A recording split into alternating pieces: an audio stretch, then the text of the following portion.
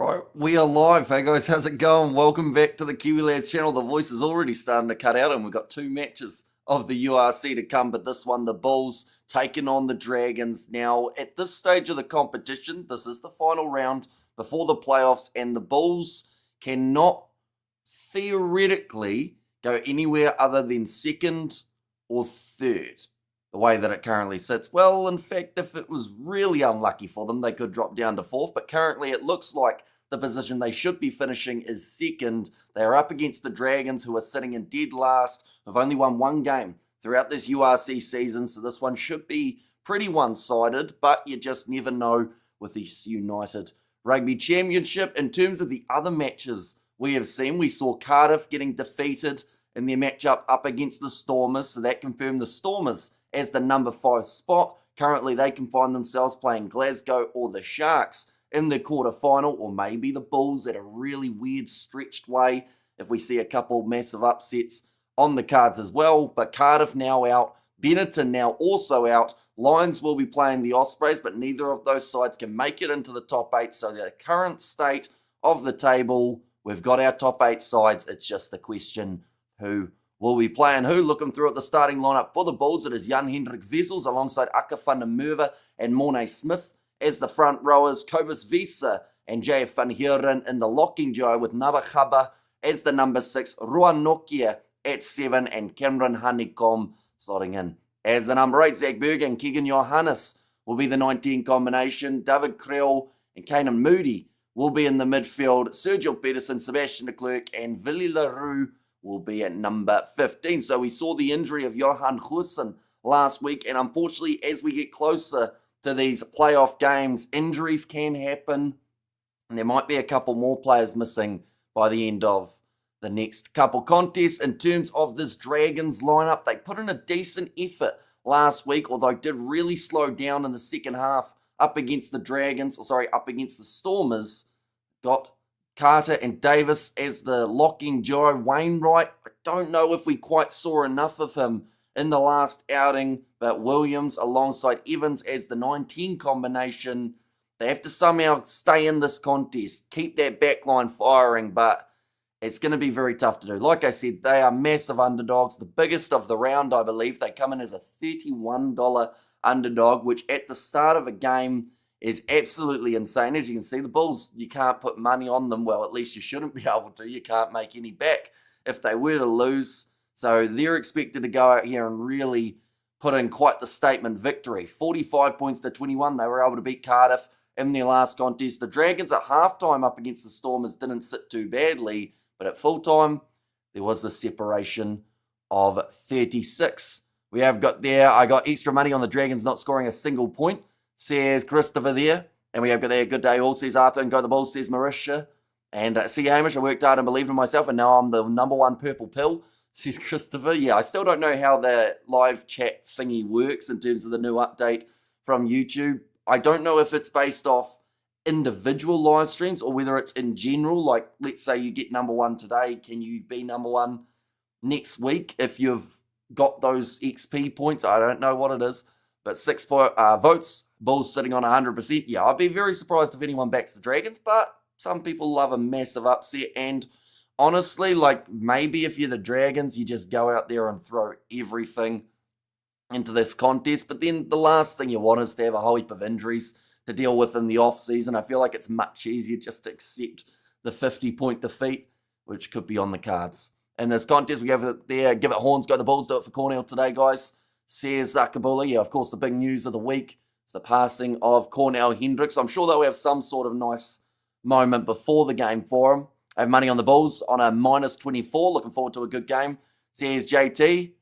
And do we win anything with these? Says Sakabula. Is that the XP point things or with the poll? Because I would assume 99% of the poll are back in the Bulls in this contest. So I do want to know your score predictions, ladies and gents. Of course, currently, as we've just talked it up, they come in as big underdogs. But can they somehow stay competitive in this game? Like, they've got a couple decent players across their side, but the Bulls just look the real deal. Definitely recently, their defense has been outstanding, and it's really shown what great defense can do for them. Like, on attack, they're dangerous. They always have been, but it's that defense. When they're stopping their opposition from scoring, it just really does seem to tire them out. 58 points to 12 in favour of the Bulls, says Arthur. And hello, Hamish. Thank you for your great works of commentary. Says Blues Nate, and also Bulls 53, Dragons 17. And I hope the Dragons make this a real fight, says Salah in there. I hope so too, for the sake of like their confidence. But at the end of the day, you know, we are still in a situation of Dragons are sitting bottom of the table. So I feel like they've had the worst possible draw in terms of who they have to face for their last game. The only other one you could say was Leinster in terms of the form that they've been in. Glasgow actually drew that short straw. I would keep quiet during the game. The vet says Sakabula. And Dragons 53-17 is JT's prediction. 50 plus points tonight. And mates, are these the last games before the knockouts? They certainly are. So currently we have got all 8 sides confirmed for the quarterfinals. We will show it on the screen just now. No one else can make their way in from these bottom games. Ospreys are playing the Lions, but everyone else has already played their 18. There can be a lot of reshuffling. At the moment, I would say the top 4 are confirmed too.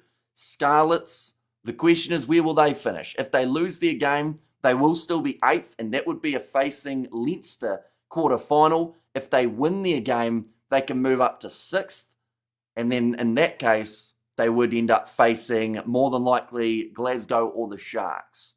So there's still quite a bit of movement that can happen for the Scarlets. We will be covering that game on the channel a little bit later on, happening in about 4 hours' time, because we want to know who everyone is going to be facing off with. So at the moment, there are no singular quarterfinals actually confirmed, because everyone can still move at this point, except for Leinster. Leinster are stuck at number 1, whether they want to be or not. Of course, that puts on a lot of extra pressure, and we've seen what type of pressure can kind of have its impact on this Leinster side already. But yeah, the top 8's confirmed. It's just a question of who's going to be playing. What about Benetton? No chance. No chance at all, because they were beaten by Munster. And that game was one that Benetton needed at least a draw. And if they weren't able to get a draw, they needed a bonus point. But in that case, they still would have just narrowly missed out. They really needed 2 bonuses to have any chance in that match. Hi, Hamish. Back for the first half. Open Dragons make this one fun. And thank you, Sakabula. I'd very like to win the prize, a number 1 purple pill at the end of the stream. The much coveted signed Hamish hobbles on the beach landscape, says Christopher DeVette. And I Blue says Sakabula. And Bulls by a landslide, and Scarlets to fall short, says Jimbo. So that would then book Scarlets a spot up against Leinster in their next match. It is Pretoria for the location of this game. Looks like a decent afternoon here. Blue sky all over the place. Few people sitting in the sun, but more so sitting on the near side of the field in the shade, enjoying the atmosphere. And the thing is, this will not be the last home game for the Bulls. In the quarterfinals, they will be back. In the semi-finals, they potentially could be back. Nothing guaranteed, but if they win their quarterfinal, they will have the home semi. And then if Leinster have a little bit of a problem at some point in time, it will actually mean, once again, that the Bulls have the home final. Now, the reason I say once again is because they were able to do so last year. They managed to get themselves that home final when they went head-to-head up against the Glasgow Warriors. But the Bulls overall, I believe, have been the closest side who haven't won the URC throughout this season.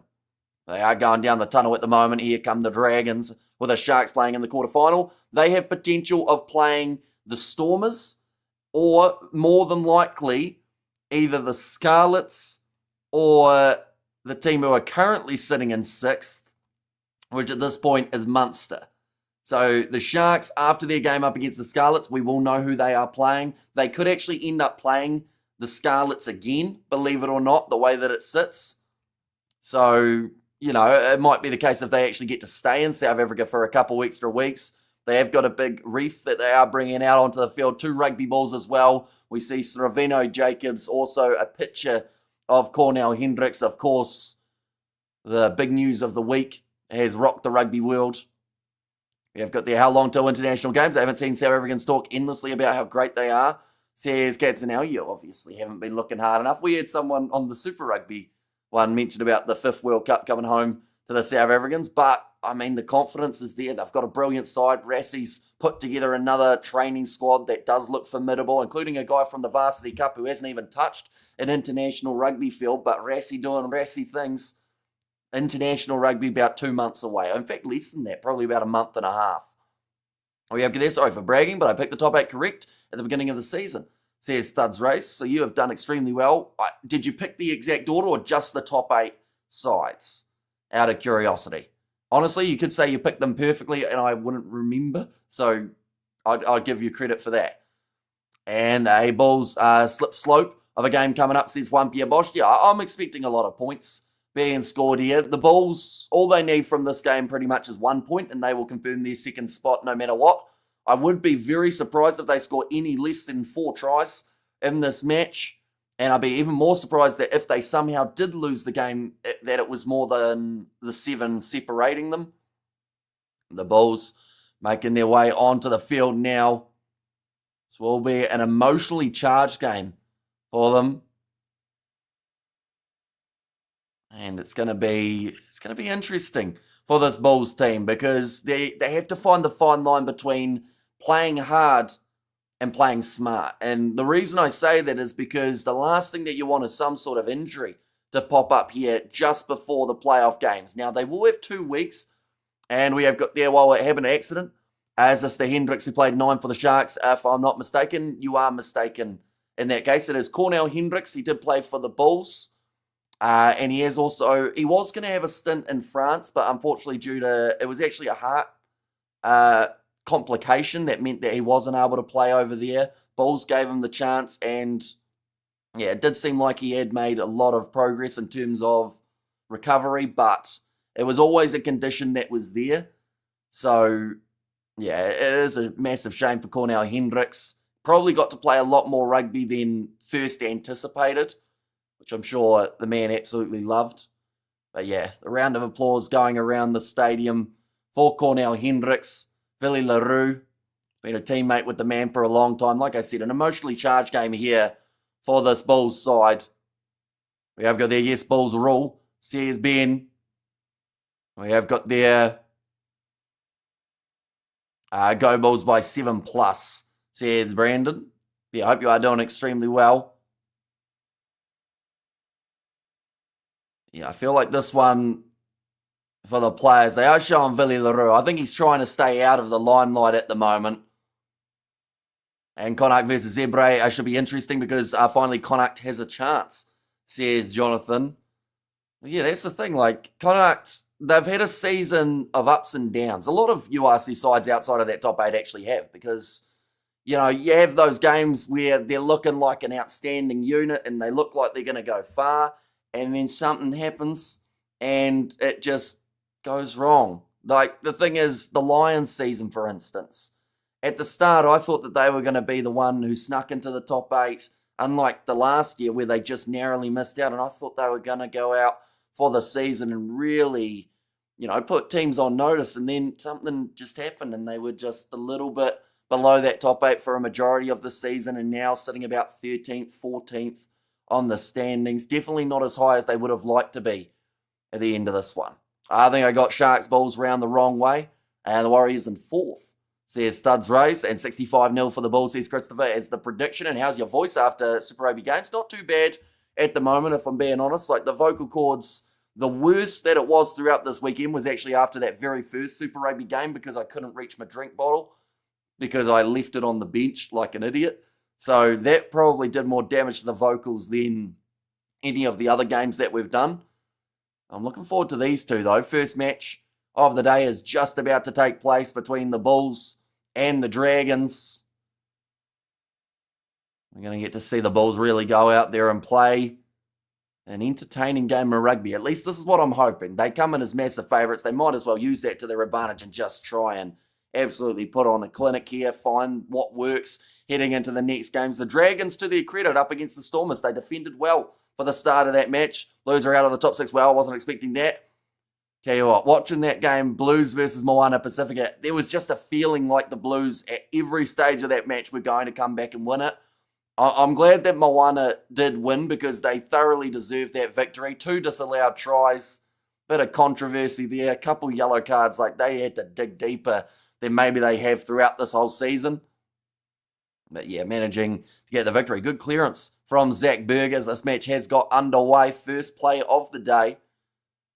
Let's get it inside the 22 and got rid of this game. And the other 2 Welsh versus South African games are on S4C in Wales, says Richardson with a VPN. Anyone who does want to watch them, of course, can do just that. That one's going to be thrown in. Dragons now going off to the left-hand side. And for the side, they just have to strike early. You're spot on, Hamish. Hydration is so important. That's why I chase all my tequilas with sparkling spring water, says Christopher. And definitely cross balls should break 40. And we have also got their Dragons probably get 1 or 2 tries. Unquestionable calls or a sin bin, says Jonathan. Although, like in the game up against the Stormers, their attack when they get it right can be quite good. It's just it has to happen much more often than it has throughout the whole season because they've only got the 1 victory at this stage of the comp. But now Mornay Smith looking to run it forward, about 25 metres out from their line at the moment, the Bulls, but they will be rolling this one back with Zach Berger being told to use it by Andrew Brace. Goes back across to Willie LaRue, now finds Kanan Moody in the middle of the park, across to one more to Richard Creel. Goes off to Sergio Peterson, but making a lot of metres just with that one face. About 25, Jan Hendrik Vessels. Across Berger, recycles quickly, finds Keegan Johannes, who takes on that 10 jersey after the injury of Hussein last week. Low tackle on Nabakaba by Owen. Berger, back across Roan Nokia with the pop pass up to Jan Hendrik Vessels. Can you say my name, JT? Shout out to you, JT, of course. Now, short ball from Sebastian de Klerk. Good phase play at the moment for the Bulls. Roan Nokia pops it up to Jan Hendrik Vessels again. Berger to Johannes. They will move away to the right-hand side. Willie LaRue with a pass to Akafunda Merva. His foot must have been close to the sideline. Keeping the ball alive here for the Bulls. Salah the dummy from Berger. Almost sniped round the side of the breakdown, but Owen was there again to make the tackle. Been busy throughout the first 2.5 minutes of this contest. Up to 8 phases now in a row here for the Bulls. Sebastian de Klerk trying to break through.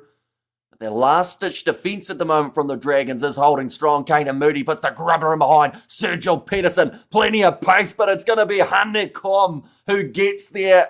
It looks like the ref is saying it's good, but I think the foot of Honeycomb might have been in touch there. In fact, I think the referee has got his flag up. That seemed like a ball that was built for Sergio Peterson with the grubber in behind, but Honeycomb, he said, I've got the pace, I can do it instead.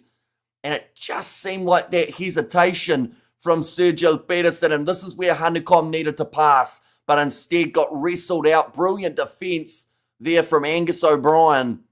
And the Dragons, they survive. Looking dangerous and at ease, the Bulls, says Studs Race. Going to be rolled back by Rodri Williams. Oh, a slip there.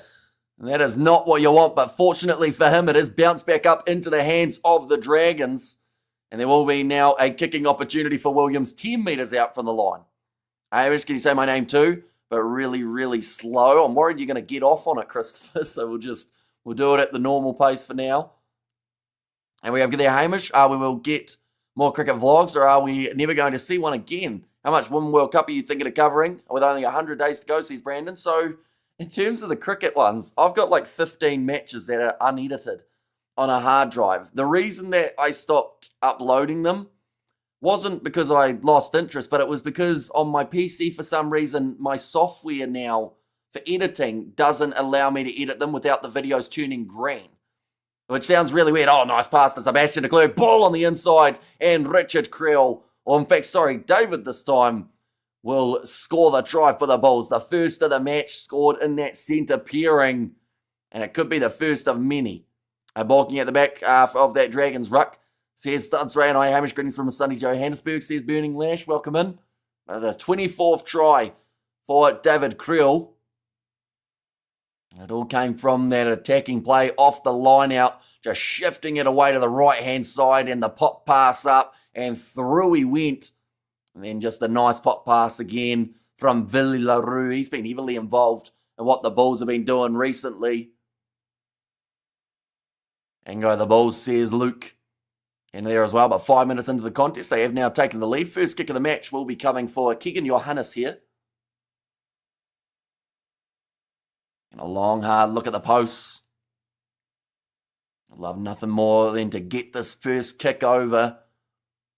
And he's missed away to the right. I'm buying Hamish a new PC at Brandon Game. I edit video for you.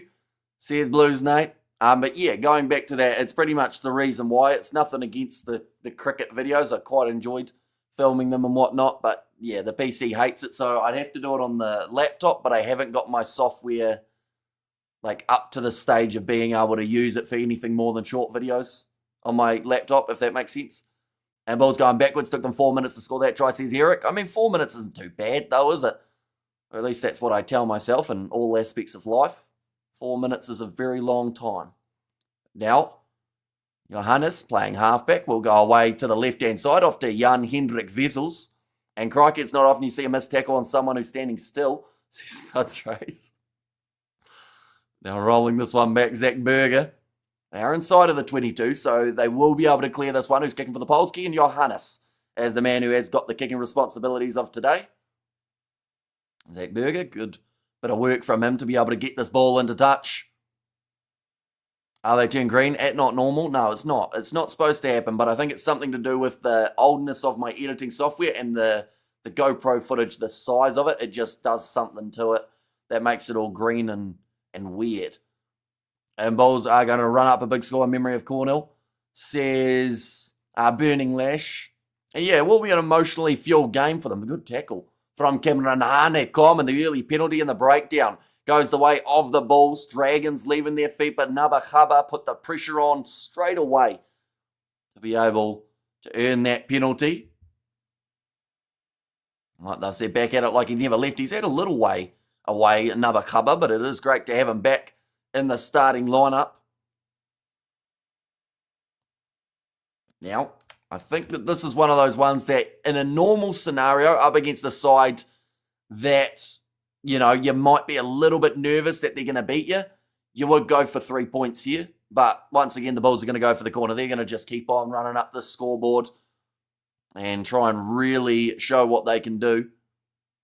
Also, once they score 4 tries, they're pretty much cemented as the number 2 team in the comp, which will mean that they have the home semi as well.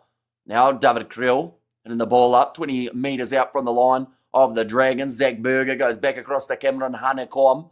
Was close to scoring the try earlier on. What a run that is from Cobus Visa. Stepping as well, the big man, and scores the try. That is try number 2 after 8 minutes. This one's looking ugly for the Dragons already.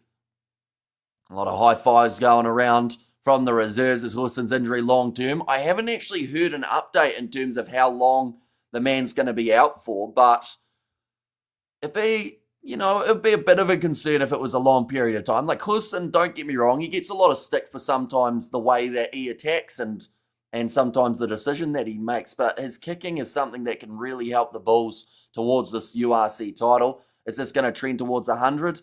I don't know about 100.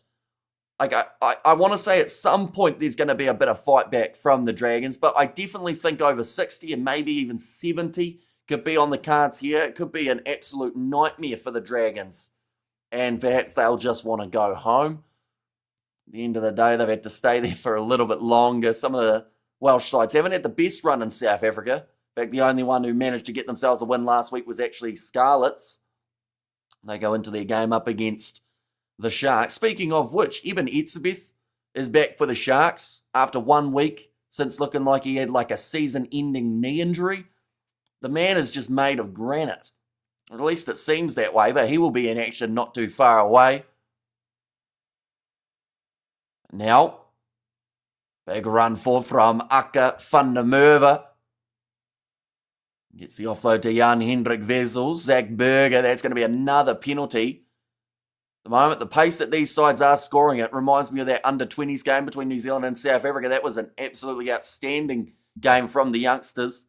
An afternoon from Arania Hamish. There's Gerhard, welcome in. Now Keegan Johannes. Ready to kick this one towards the sideline. Okay, hands down first on the ground is the comment there.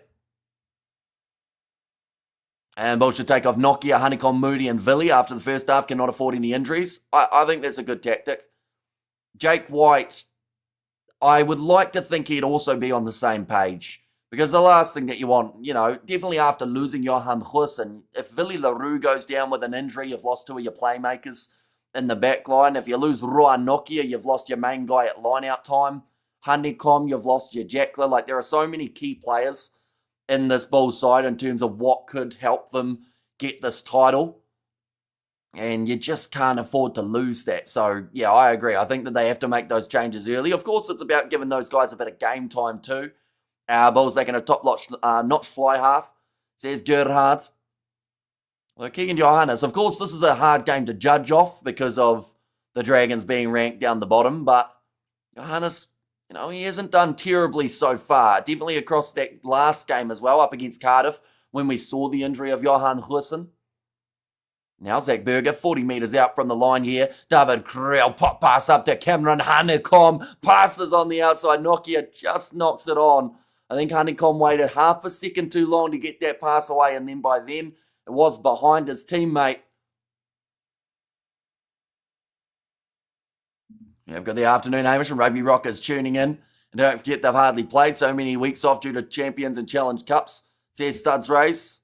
And Bulls, good afternoon from Saudi Arabia. Says Antonio, welcome in. Afternoon Hamish and Rugby Rockers tuning in. Says Ruth in there as well. But yeah, Honeycomb, he's had two little errors at the moment in terms of decision making throughout this match. Cardiff's pack weight is actually heavier, 922, compared to the Bulls' 907. Are we able to speak about State of Origin? Will Mike covering or just watching off live stream? State of Origin, it might depend a little bit. Like, I enjoy doing the State of Origin ones, mainly because it is myself and Dad, so it depends on what he's up to as well, just because that was what we did a couple years ago. Last year for the final game, I believe we were actually in Australia at the time, so that made it a bit more tricky. They've gone down in the front row again here. That was one of the problems for the Dragons in their game up against the Stormers. They had to try and get that ball out pretty much instantly from their scrums, because if it stayed in for any length of time, that was when the South African forward pack would just decimate them. And I from Mpumalanga in South Africa, Go the Bulls, says Johan, welcome in. And I'm back, my old friend, haven't seen for 20 years, geez, says Ruth. And great start, Bulls, keep it up, or keep it going, says Naomi. Yeah, I think that this is going to be a very high-scoring one for this Bulls side. And like it was mentioned before, it's just about when is the timing to take those players off who are keys. Now ball goes in for the Dragons. Massive push from the Bulls, but the ball comes out the back door. And Dragons now in position. Good attack and run forward from Joe Westwood in the middle. Looks like Rodri Williams once again is going to be rolling this one back. Bulls doing well ahead. How's Villy doing? He's had a decent impact so far in this game. He's had a couple passes, one of which led to a try. Nice take from Sergio Pedersen. Puts in the fend. Looking for the kick in behind. That man doesn't often opt for the boot. We might have seen why. Well covered at the back from the Dragons. Rodri Williams thought he had outpaced Sebastian de Klerk, but then he still got the ankle tap on him and put him under that little bit more pressure. And Leka Gerard. And also, Bulls will pay tribute to the legend, Cornel Hendrickson, who sadly died this week at age 37, heart attack. So sad. Far too young, he will be missed. May rest in peace. Says Viv. Yeah, massive news this week for Cornel Hendricks. Was a long stay option in this Bulls side. Oh, a little bit of a slip there from Honeycomb in the breakdown. Oh, has he hurt himself or is he all right? He's on for... Nah, he's all right. Get him back up. And good balls, let's see. Scoring, don't lose concentration, says Ben. And how many tries in this game? I think we're going to see about 9 tries just from the Bulls. Maybe the Dragons get 1 or 2, but the Bulls are going to go absolutely rampaging throughout this game, I would say. And wonder what odds Stormers making the final or winning out. 3 South African teams high on log means someone's getting a home game for their away game, says Jimbo. And yeah, there is a chance in the quarters that all the South African sides narrowly miss each other. The likeliness at the moment is going to be Sharks taking on Munster, Bulls taking on Edinburgh, and then Sharks, I've done Sharks. Stormers taking on the other team. It's still confusing. There is still quite a bit of Glasgow. They'll play Glasgow in Scotland. Sergio trying to do too much on his own. Hello, Hamish says Dem in the 11th. Welcome in. And Bulls not allowing much Bulls possession to the Dragons, and that's what they got to do. They just got to tire them out early. What's your take on selection of the box second alignment camp? Some interesting omissions, inclusions, etc. Yeah, interesting that they went with a guy from the Varsity Cup. Chucked him in there already, perhaps starting to build him towards an international career. In terms of the guys who missed out, there have been talks about Evan Ruiz and apparently something to do with his attitude, which was quite interesting to hear in that last one. And last one being that last live stream that we did on the channel yesterday. We have got a perfect time tuning in. There's a scrum. Says Boy Tiendio. Now ball about to be fed in by Rodri Williams, and it's gone down. And the front referee does say time off. Feels like that one wasn't quite going to be stable. And yes, looks a bit more cheerful for the Bulls. Says Ruth. How shocking was it to see the Blues lose again? Honestly, though, yes, they looked like they were going to win at times, but I felt like Moana played the much better game of rugby. Definitely in consideration with the fact that they had 2 yellow cards throughout at Moana. The story around Evan Ruiz is that his dad keeps calling Rassie, demanding his son be included in the squad, allegedly at least. Just internet ain't on, says Boy 10.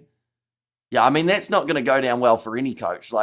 Even in the lower level stuff, let alone international rugby, if you get phone calls from a parent, normally the first thing that you do is start not playing that guy. So, yeah, a bit of an interesting one there.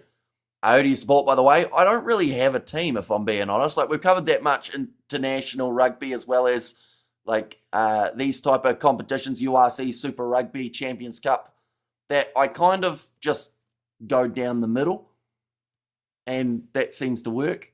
And Lamatasi has said hello, welcome in. You are doing well. Was Kiwi Rob around in the last section writing angry comments about the referee? He was, yeah. So, yeah, Kiwi Rob's one of those guys that if the Blues are winning, he'll let you know about it. If they're losing, he'll let you know why they shouldn't be. But he supports his side, which I guess is nice to see, whether they win, lose, or draw. Moana left so many points on the pitch too. The score could have been bigger, says Christopher. I mean, they had 2 disallowed tries that, by the law book, one of them was definitely a try. The other one was a try as well, but it was ruled as short of the line for Adi Savia. We have got their rumours it's not even attitude, but his dad's. That's the issue. Not tolerating any team disruption in the efforts to win 3-peats, says Burning Lash. And referee wasn't great, but hey, he's got the whistle. Says Ruth. So we have just got the stoppage here, ladies and gents. They are about to be back underway, though. And it is going to be another scrum, which will heavily bode well for the Bulls, as they absolutely love a scrummage this stage of the match. It does look like it is. I think that's Ben Carter who will be making his way off the field, which is why we had that initial stoppage. Was that Carter or was that... There might have been actually a prop. It was Kelleher Griffiths, in fact, who's gone off for the head injury assessment. So we'll just be checking him out. Meanwhile, they have made that replacement in the front row. Now, going back across to the left-hand side here. Trying to go through. Aaron Wainwright gets the pass away to Owen. When Evan Ruiz first joined the Stormers and then the box, there was issues with attitude and discipline. But I thought he'd outgrown that. Would be dreadful if it's because of his meddling dad. Says Viv B. Was he there, though, in the last seconds of the game because I didn't see? Says Demon the 11th. I don't think so. He kind of went quite silent when the Blues did lose. Rodri Williams kicking this one in behind, just trying to play a bit of the territory game, but it's going to be too much distance on it. It will go dead. And again, the Bulls are going to have themselves a scrum probably about 35 metres out from their line. Reckon Dragons could score a try for this match. Unfortunately, that noise has been about as impactful as they've been throughout this game. We have got there, Hamish. You see all those people in the stands wearing blue. They are my people Bulls. They blend in with the seats too, of course, those bright blue seats in the Loftus Stadium. And hopefully a lot of those seats are going to be full when we see them at home in their quarterfinal up against, at the moment, it looks like it could be Munster. maybe. No, in fact, it's going to be instead maybe Edinburgh. So that is a rematch of a Challenge Cup game that we saw between the two sides, I think. No, maybe not. They at least played a couple South African sides in the Challenge Cup. Edinburgh are beaten at home by the Bulls. Game clock 14 minutes, currently sitting 17 and a half minutes in there. And the penalty goes the way of the Bulls at scrum time. Same here. Says Blues Nate. Greens from a warm Cape Town. Bulls go, boys. Says Roof. So it was the replacement who only just made his way onto the field, and Jamie Hughes, who did end up getting penalised, kicking Johannes. Once again, we'll have the opportunity to kick this one towards the sideline here for the Bulls. Could the Bulls face Leinster before the final? No, I don't believe so. There'd be no way for them to face them in the semis if they are the top two. And damn, you guys are doubting the Dragons, says Just Living Life. Yeah, it sounds harsh, but they have got one win this season. And honestly, I feel like the way that they've played at times, they deserve more than just the one. They've had about 5 games where they've been within the 7. In fact, quite a few of the games that they've been within 3. But unfortunately, it's just that last moment where they don't quite seal the deal. Edinburgh don't have a hope in the quarters, says Powerbot, although they might want redemption. Like, that's the thing. When you get beaten on home soil by a team from another country, the next thing that you want to do is beat them on their home turf and show, look, we can do it as well. And Edinburgh, from what we saw in that Challenge Cup, like, I definitely wouldn't underestimate them if they're heading to South Africa. That's all I'll say, because they've got a very strong side. Hussen, Darcy Graham, they've got Watson, Bradbury's in some insane form at number 8. Got a couple handy locks there too. Pierre Skurman for his scrummaging, but of course, if we talk about scrummaging, this Bulls side have got quite the oomph behind them too. I think they're going to have Sharks versus Stormers in first round of the playoffs. That will only happen if the if the Sharks lose to Scarlets. The only way that can take place.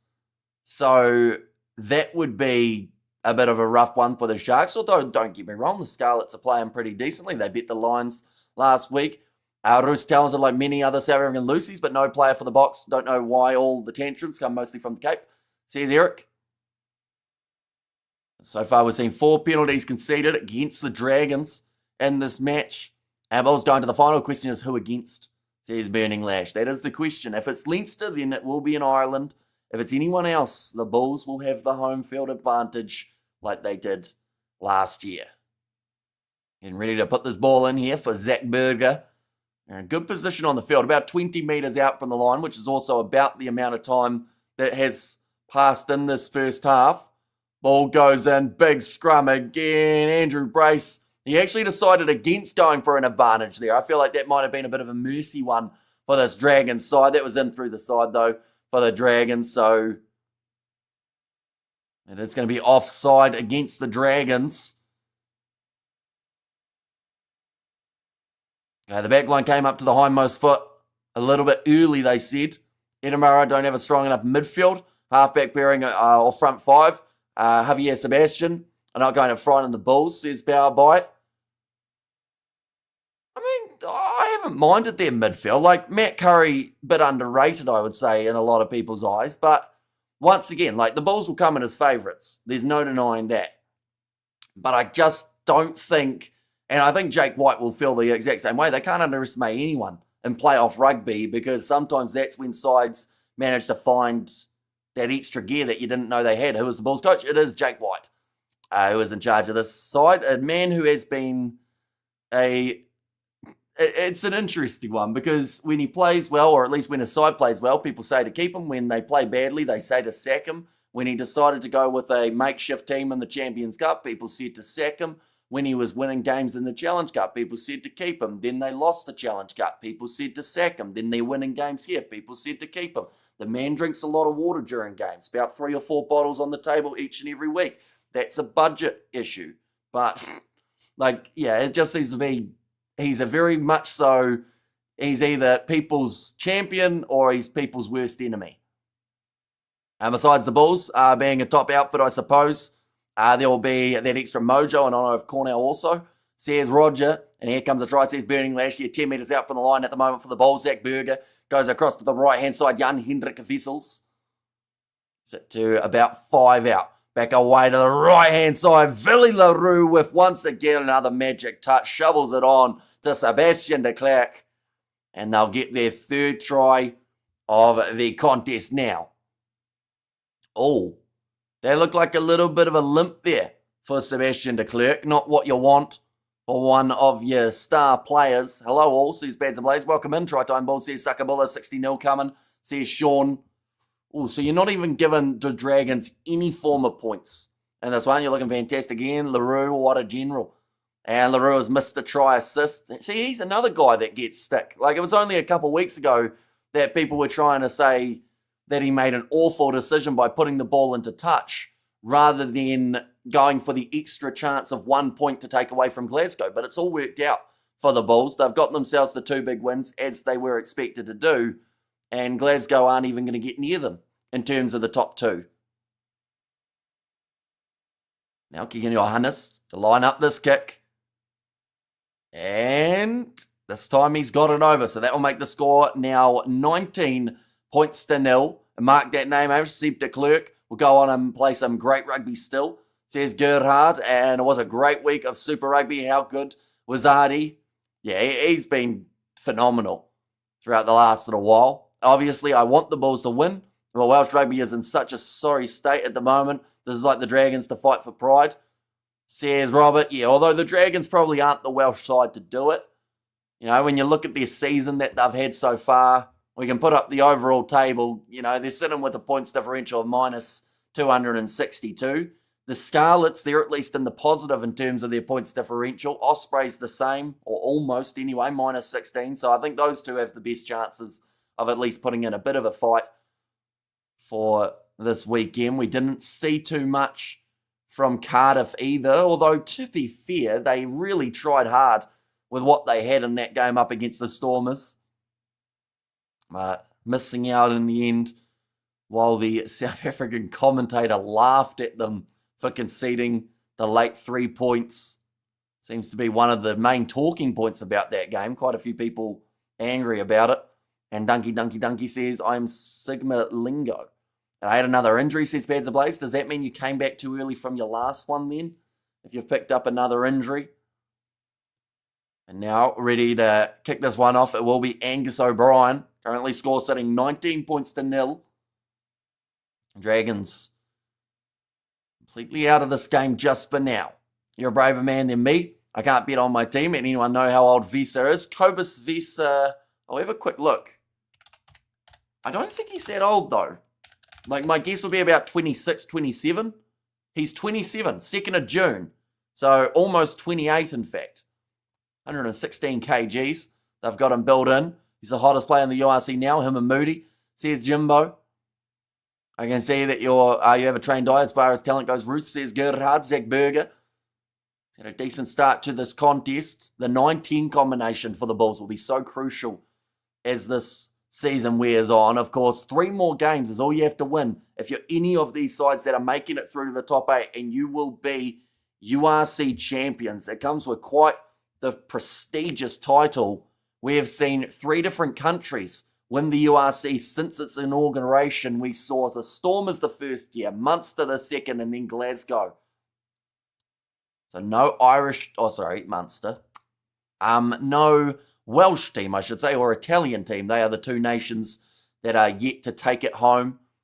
Loose ball there, kicked towards the sideline. It does go into touch, so we will have another line-up. Cobus Visa is now 61 years old, says Powerbite. He doesn't look a day over 27, the man. We have got there, do you own a lot of money from your streams? The short answer is no. Normally, in terms of the money that the channel makes, it goes straight back into subscriptions for Sky Sport here in New Zealand or my streaming software, which is much more than people expect. So by the time that's all paid for, half the time I pay out of pocket as well for those. So yeah, it's nowhere near as much as you think it would be. I still work a job alongside this, so YouTube's more of the hobby side of things. I'm watching on DSTV Super Sport, but listening to Hamish, really no comparison, says Gerhard. There's going to be the knock on there from the Bulls.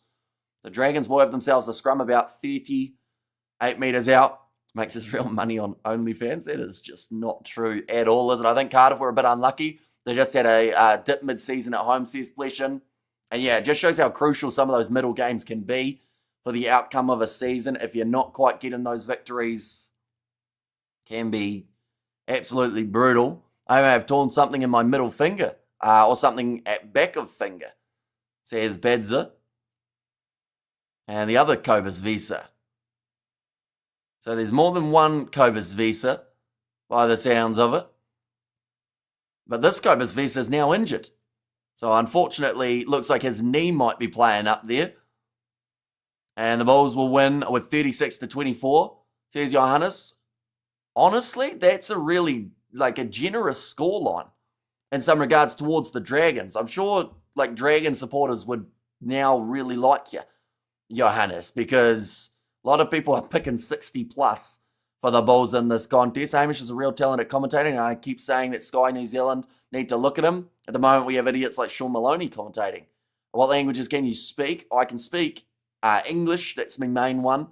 I know 3 words of Afrikaans. I know 3 words of Portuguese. I can say 1 sentence in Maori. That's about it. I haven't really followed through with learning any languages more than just a basic greeting. And Blaze, you've been giving people the old bird salute. Says Gerard. I don't think they are related. Common name in South Africa, says Sakabula.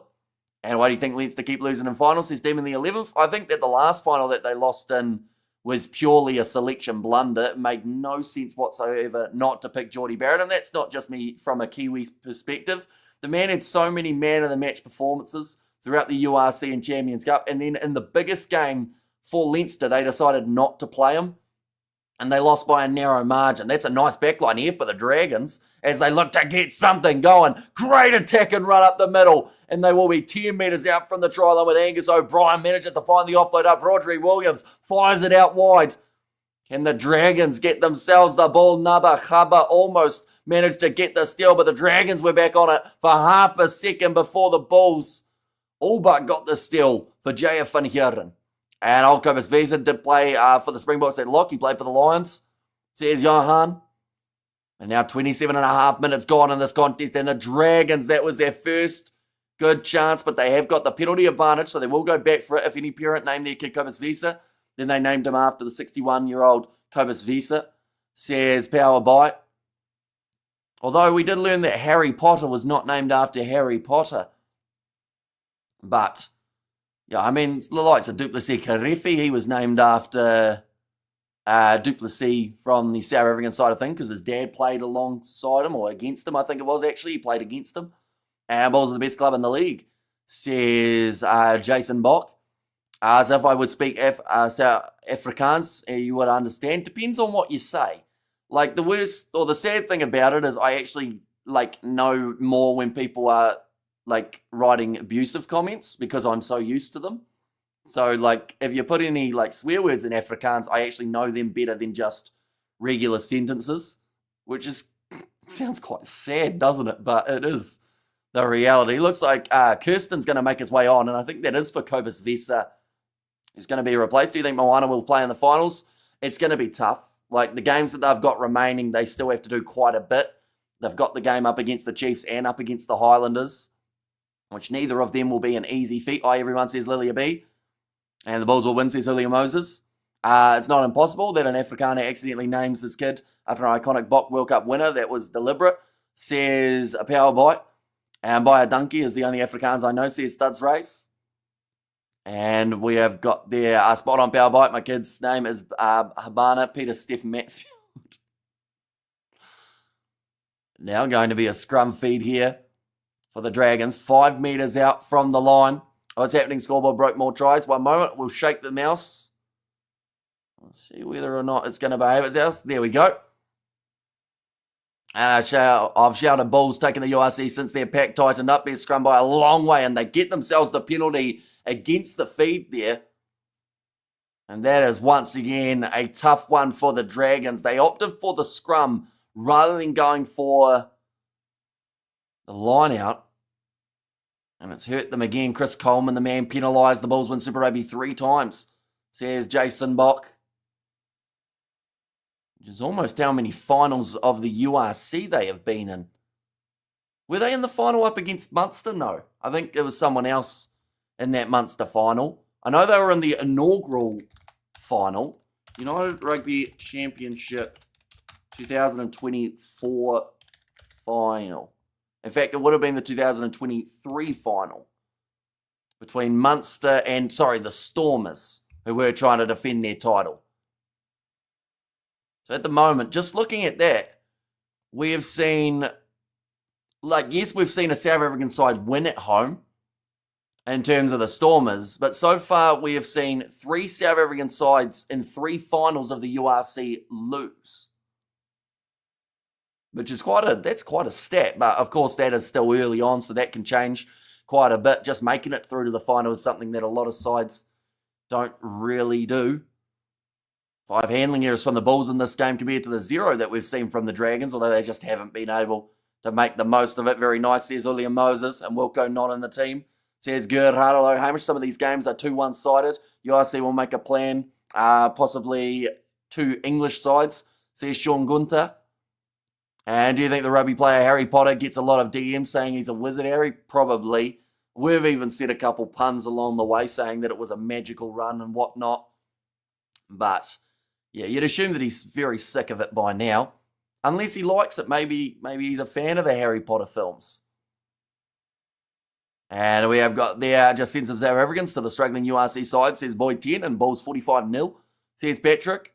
And the Bulls will never go down by a weak team, says Jason in there too. But now ball fed in by Williams, pops out to Aaron Wainwright. Missed tackle there from Zach Berger, pops it up to Rodri Williams again. And the thing for the Dragons is they have to try and keep this ball alive. They can't really go to the breakdown too often because that's when the Bulls are getting themselves the steals. Rodri Williams goes back across to Coughlin. Now, tackled there in the middle of the field was Owen.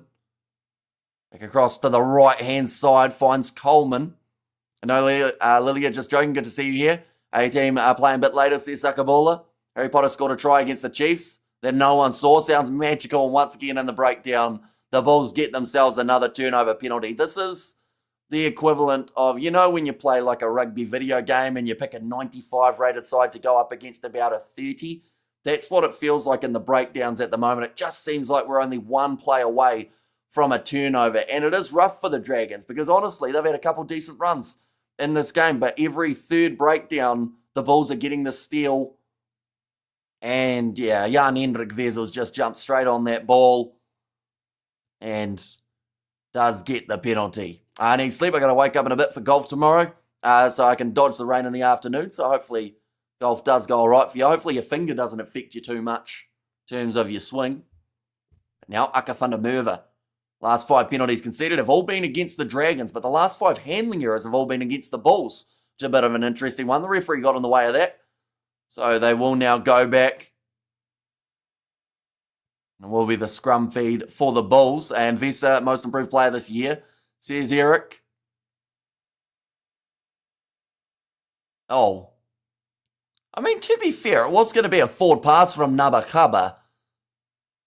So he's probably lucky that the referee was in the way of it. The ref thought he was out of the way because he was in front of Nabakaba. And where did you hear about 2 English sides? The RFU announced the Championship 2nd Division promotion and relegation. Says Jordan, 4 passes into the ref, should be Dragons Bulls, says Suds Race. Yeah, normally you would see it go the other way instead, but just live, I feel like the referee probably thought he was in the wrong. And now, ball's going to go into the scrum. This one is stable from the Dragons. A very good scrum that time. Going back across to the right-hand side.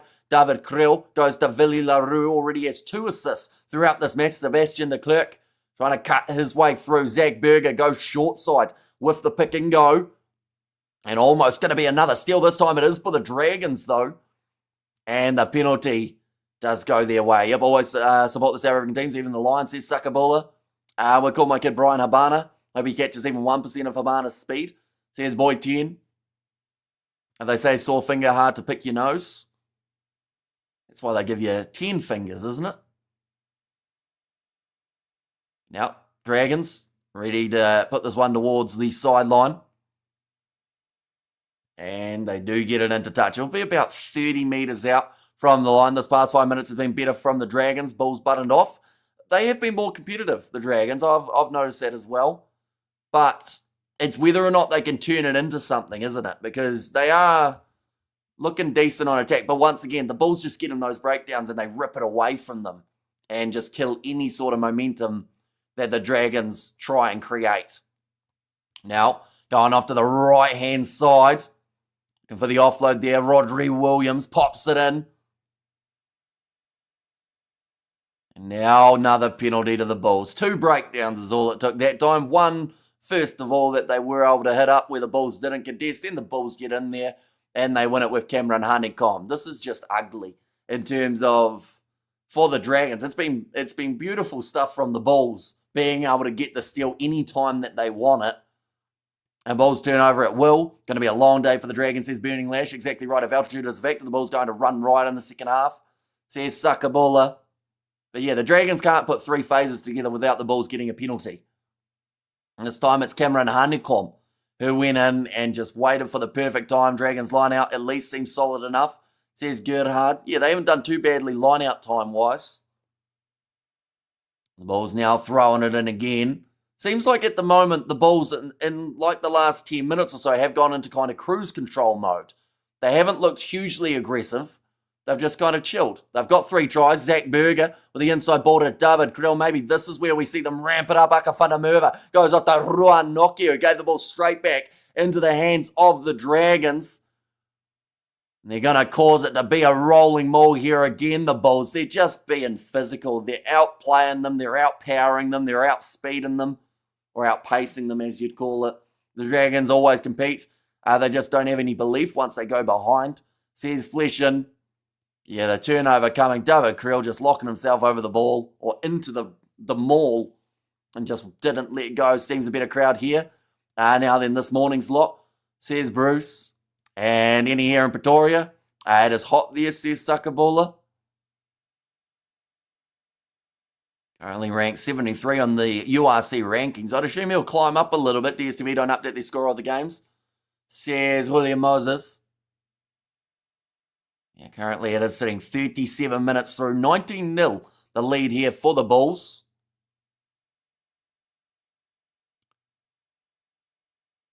Now the Bulls, they will have themselves the scrum again. Asking for balance there from Andrew Brace, but this one's going to take a lot for the Dragons not to go backwards.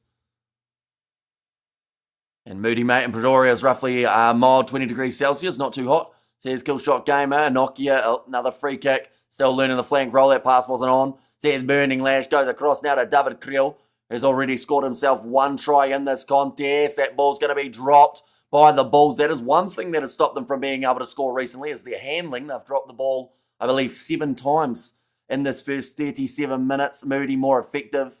Wing, a little bit, but then I do think that at the moment, Sebastian de Klerk has done enough to keep a spot, and Sergio Peterson, you know, you put out on the wing as well. So it makes it tricky, because you kind of have to sacrifice one of those other two. Which I think if they were to, like Sebastian de Klerk, how do you take that man out of the lineup with the way he's been playing recently? In terms of the replacement in the middle of the park, I think they've got Stedman Hans and Devin Williams off the bench. They're showing Rodri Williams. He's actually ranked 81st for the URC. I'm in the Western Cape. Had a hot week down here. What happened in the Super Rugby Pacific today? I was working, says Hardest. So in the first game, the Fijian draw won 38 points to 7 over the Western Force. So it seems like it's only the games once the draw are out of the comp that they are really working hard to win. Bulls versus Moana Pacifica. Blues versus Moana Pacifica.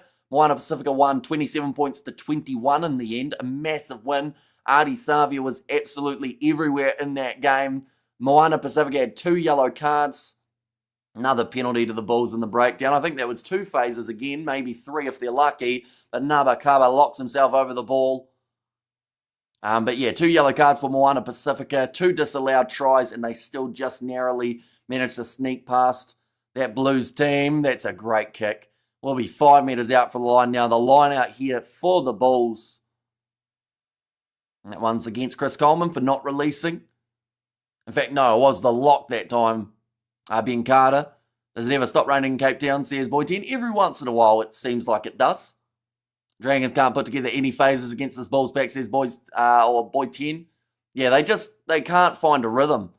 And the Bulls, if they do this to any of the higher ranked sides, they're just going to dominate them. But now rolling more, this should be the try, and it will be the bonus point for the Bulls if they can score it, and it's Akafanda Merva who does go over right on the verge of half-time. Another try being scored, and the Bulls, that is a dominant first half. Bulls running wild, says Boy 10. If the Bulls played the Dragons team of the 2010s, it would have been different, says Sean. And then in terms of that Brumbies versus Reds game, if I'm being completely honest, I actually don't know who won. I didn't even see the result as I ended up trying to get a slight sleep, which did not work. You lie in bed for 30 minutes, then you go, nah, I give up. So you just get back up. Super Rugby-wise, for the Reds versus Brumbies, Brumbies won it 24 points to 14. So they are actually top of the table at the moment after the 13 rounds, although they have played the extra game. So the Chiefs and Crusaders playing catch-up next week. Artie was in everything. If you can find a highlights package, it'll probably be him for 10 minutes. Says Studs Rays. Keegan Johannes gets the kick over to end the half, but 26 points to 0. A dominant one there from the Bulls. They couldn't have done too much better in terms of the breakdowns. They scored 4 tries, but the one thing that was their slight concern throughout this match was actually their handling. Dropping the ball 7 or 8 times throughout that half, but of course, not at all costing them here. And go the Bulls go, says Julian. And I know Sakabula says Sean there and Donkey Bulls. And let's go the Bulls, says LFG. Johannes is really growing into his role. He's looking good. He's kill shot gamer. And yeah, he kind of has to as well. With the absence of Johan Hussen, they needed someone to step up. And for now, Johannes, yes, they've had no pressure on them pretty much throughout this whole game. But he still made some great decisions. That ball in hand. Now we go there, Sean. Not if the Bulls of 2010 also play. And yes, says Robert, that yeah, this game, it would be very surprising if we see any result other than a bonus point win for the Bulls. The Dragons, maybe they get 1 or 2 tries in the second half. And South Africa, I play for Northwood Crusaders. Says I'm Sigma Lingo. And the challenge for the Bulls today is to see if they can donut the Dragons, says Burning Lash. And yeah, at the moment, the Dragons' challenge is to just try and get 3 or 4 phases put together without the Bulls getting that turnover in the breakdown. And honestly, I mean this in the nicest way possible. And it's going to be a statement that sounds brutal, but this is actually a really good training exercise for the Bulls in terms of those breakdowns, because it's not very often you get so many chances to be able to get those steals and manage to get so many penalties. At the moment, they're just practicing choosing the right time to go into the breakdown, then they just rip it away. And because it's up against guys who aren't on their team, it's how a real match feel is different to practicing. I feel like they've got that here, how they're just getting the perfect training drill of going over and over, of stealing that ball and winning the penalties. I think it will do them a world of good heading into their next contest. And they will be at home as well, so that is a massive bonus for the Bulls. The way that it sits here, they will be playing the team that is ranked 7th. And there's still a little bit of shuffling that we could see. Though at the moment it does look like they will be playing Edinburgh. If the Scarlets get themselves even a singular point up against Edinburgh, they will actually move into that 7th place position. Up against the Sharks. They are going to be playing in around 3 and a bit hours' time. We will be covering that game on the channel as well. But yeah, there's still a lot of reshuffling, like I said, that we can see for the rest of the matches. And we have got there our Rock the Boat Bulls, and Kiwi Lad saying Dragons can only provide a training match to the Bulls. Says Boy 10, at least in the breakdowns, that's what I was trying to say. Like I said, it doesn't sound great in terms of, it doesn't sound like the Bulls or the Dragons are getting rated very highly, but I can't think of a time in this game that they've put together more than 4 phases without the Bulls stealing the ball. And, that's concerning because they've actually, they've had a bit of possession at times, but every time the Bulls just get it straight back. I wonder if Stephen Donald is watching this one since Studs Rays. I doubt it. He'd probably be sleeping in his silk sheets at the moment. Kobus Vesa did manage to score earlier on in this game, but then did go off for an injury, and we've talked about it quite a bit already. The last thing that these sides want is any sort of injuries coming in. We have there Vessels, Nokia, Honeycomb, Moody, and Villy have done enough. Send on the B team. Yeah, I agree. And you also have to work on the theory that if there is going to be an injury in that quarterfinal, you do need to have your backup plan.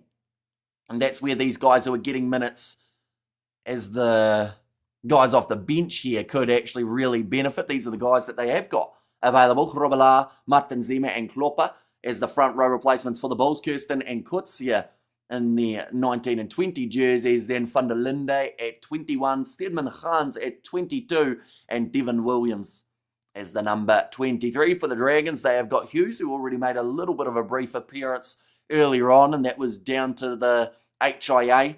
They had to take place of Calla Griffiths. We've also got Hope Rosser and Hewitt as the back replacements.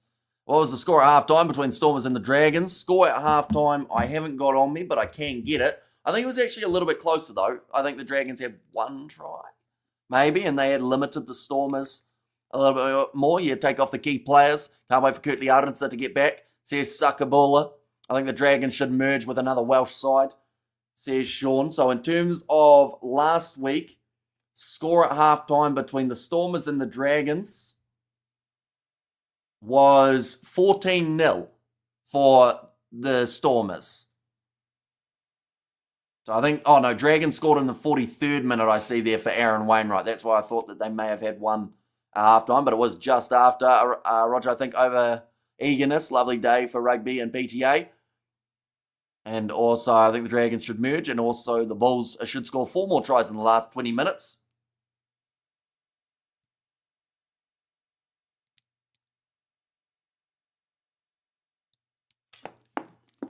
And weather is great in the Greater Pretoria, Johannesburg area today, says Boy 10, and bench has to come on within 15 minutes in the second half, says Killshot Gamer.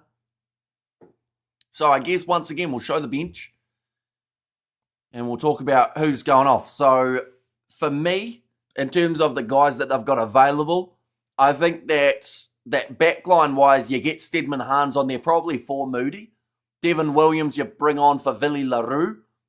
Although you could also argue that Stedman Hans should possibly go on for Sebastian de Klerk with the form that man is currently in. And because he has been an absolute try-scoring machine throughout recent times. Marcel Kutsia you would bring on for Honeycomb, which might bring a little bit of a reshuffle in that loose forward trio. We do see that Kirsten is already on the field. I can't actually remember who that... Oh, that was for Kobus Vesa. So that change has been made. And then, of course, the front row's self-explanatory with who will replace who. And Nate Sakabula, your number 1. Wonderful, another 6 tries. And yes, possibly, maybe got Cornell on the mind. They normally perform very well at Dry Loftus. And reckon the target for the Bulls bench this game is to score 2 or 3 tries and give up 0 points, says Studs Race. And yeah, I think that if the Bulls can get out of this game with no tries being scored against them, like that will give them a huge amount of confidence heading into their next fixture. As, like, yes, scoring a whole heap of points is nice, but it's that big 0 that you see from the opposition that really just makes a coach love you. We're going to have a quick look, ladies and gents. We'll find what was the last 0 in the competition, because I think it was a little while away, or a little while ago. I'm looking through. I'm at week 15 at the moment. No one had 0 there. Week 14, no one. Oh, there we go. So the last 0 that we saw was 42-0 for Glasgow over the Lions on the 30th of March. That was the last time a side were unable to score themselves any points. In terms of before that, we actually have to go back to Ospreys versus Benetton on the 25th of January. So it doesn't happen too often at all. In fact, looking through, it's only happened twice this year so far in the competition. And then in terms of the earlier rounds, I believe looking at it, it's looking like it hasn't happened too often throughout the pre-stages. Oh no, Munster managed to beat the Ospreys to 0. That was in about week 3. So yeah, it's only happened 3 times throughout this whole season that we've seen a side scoreless in a match. That's quite impressive. And Dragons will leave Loftus with a big fat 0. And not that they are performing badly, I may add. Our score could have been worse otherwise. And we have got there, reckon the target for the Bulls bench. I know I read that one, didn't I? And yes, but I don't think I will win anything, Roof. To be honest, I have no idea why. Says Sakabola. Flicked over to F1 qualifying. Come on, Liam Lawson, says Studs Race.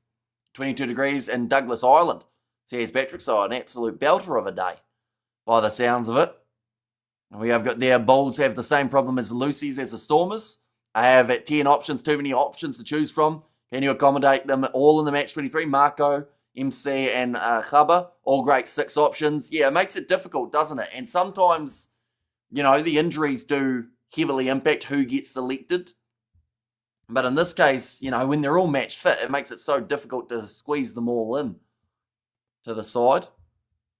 Currently, second half of this contest is not going to be a mile away. Jake should have played Ludwig and Beats today and got to go get some beer, says Patrick. So hopefully your job yesterday went all right when you were doing the match for Munster Benetton. But I do think that the score, unfortunately for the Dragons, the Bulls will be much more clinical throughout the second half. They had probably about 7 or 8 handling errors throughout that first 40 minutes.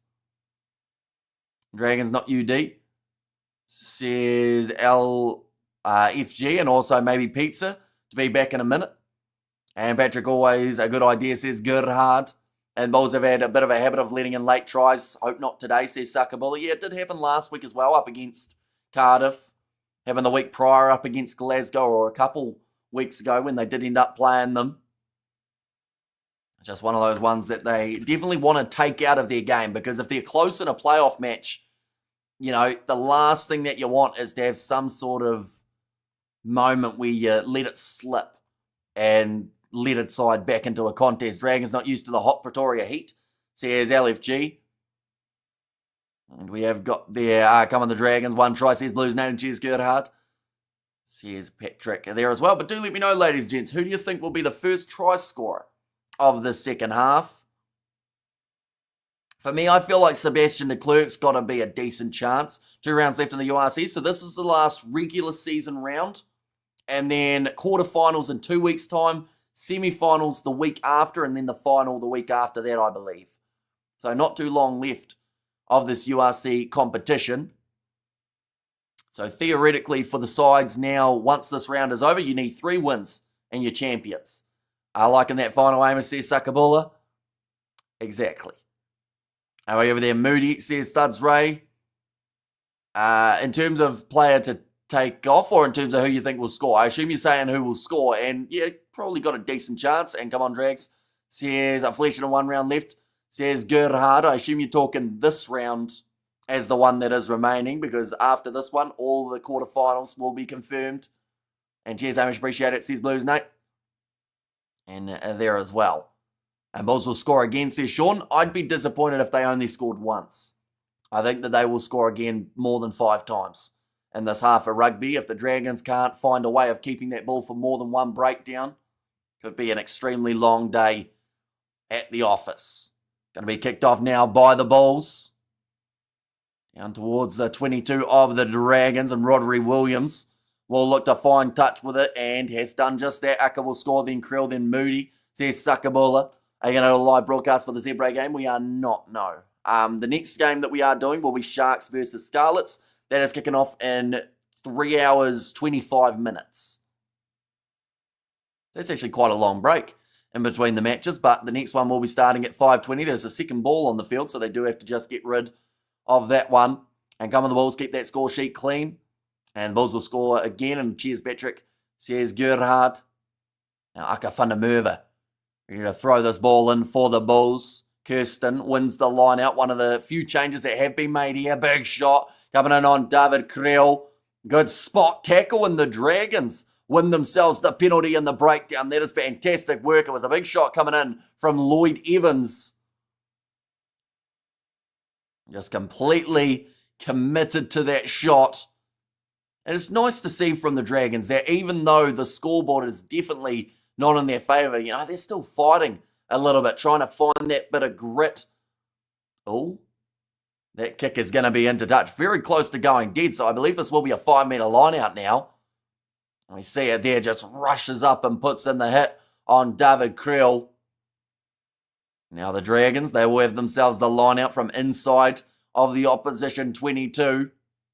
In fact, it will be 5 metres out from the try line that this line out does occur. They haven't got too many men set here for the line out as of yet, just waiting for them to arrive.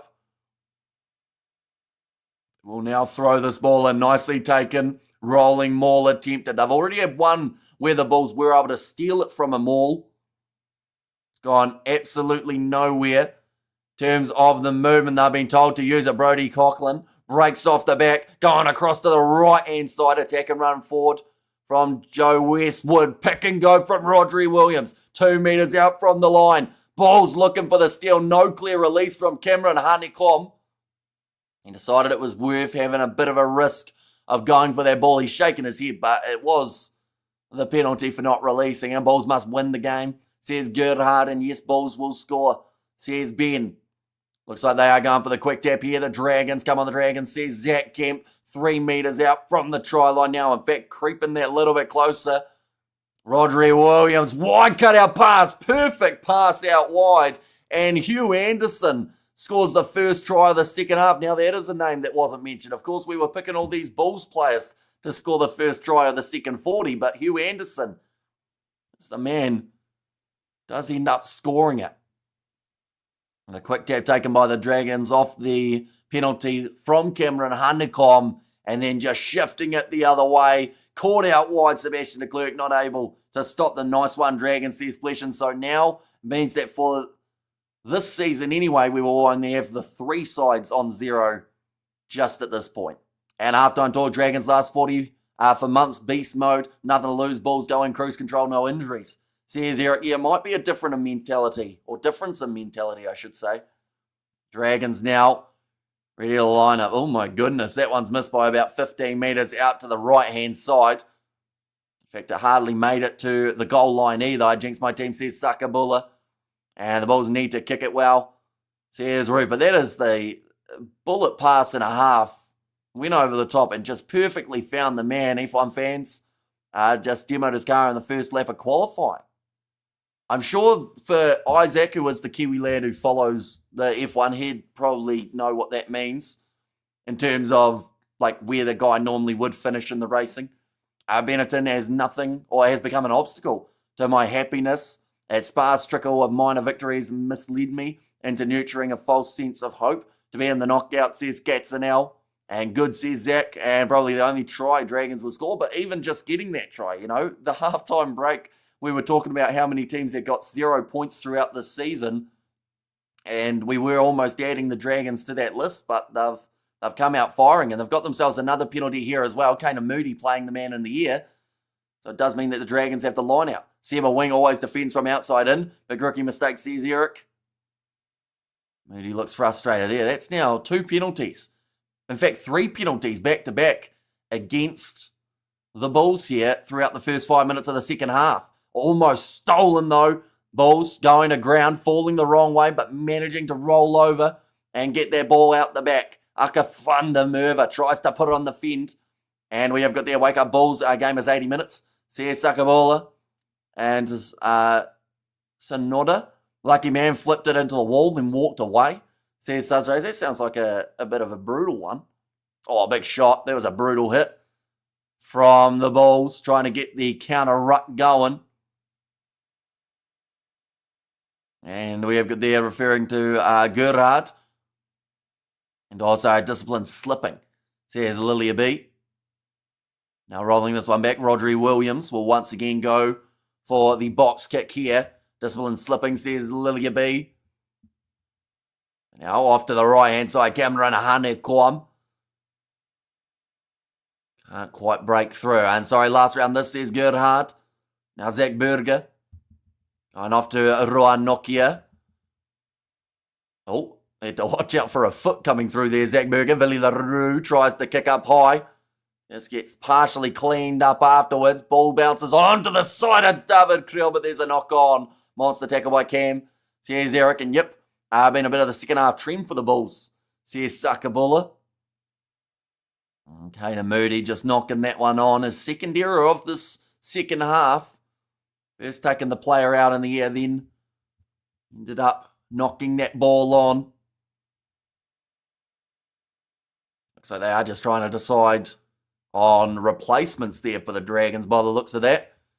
And honestly, like at the start of the second half, from the start that we've seen, it wouldn't be a bad idea for the Bulls to just say, look, we'll shuffle some guys around. We'll take the key guys off. But the problem that they've got now is you want them to finish on a high. You know, you take Moody off now. He's given away a penalty. He's knocked the ball on.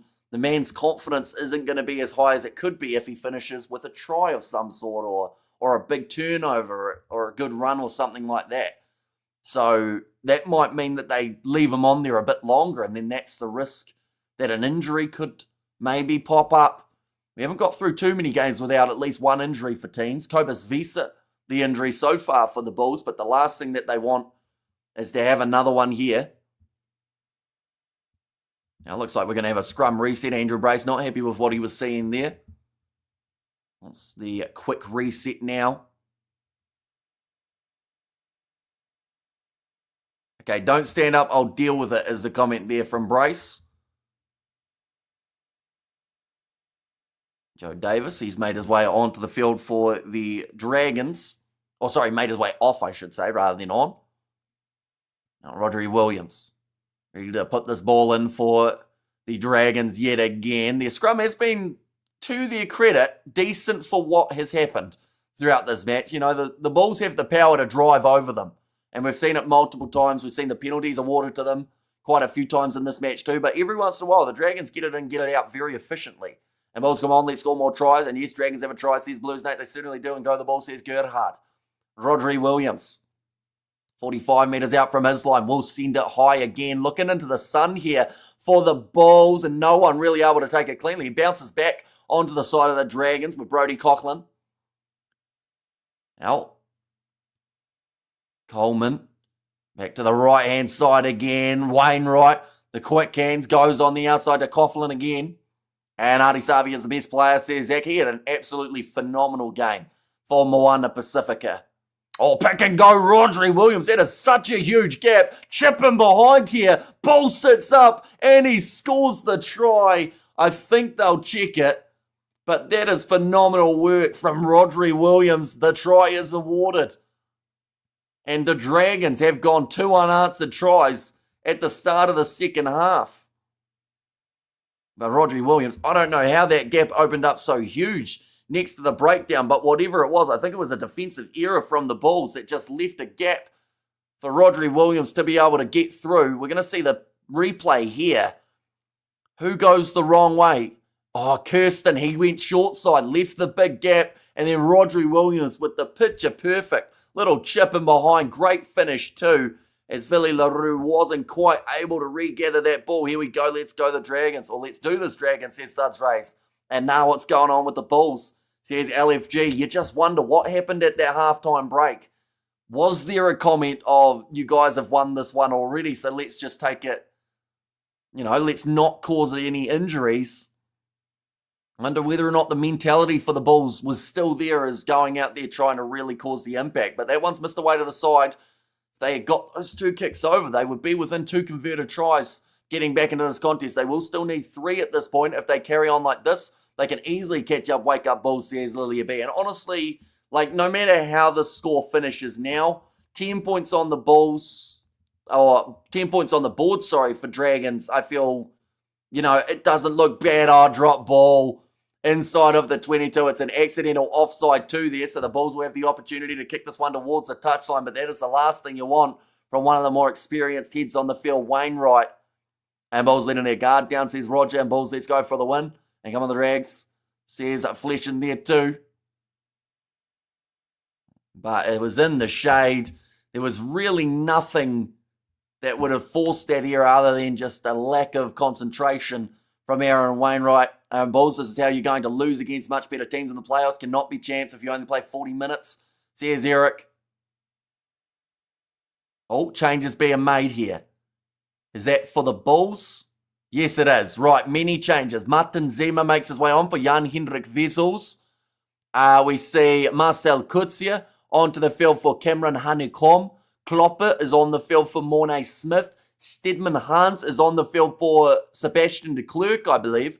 Van der Linde is on the field for Zach Berger. And I believe those are all the changes. So they actually did what I mentioned about at halftime, about taking de Klerk off rather than Moody.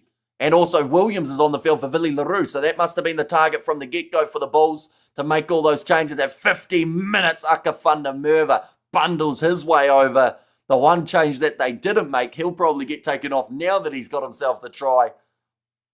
But 51 minutes in, the Bulls have got themselves the try back. And yes, boys, says Sakabula.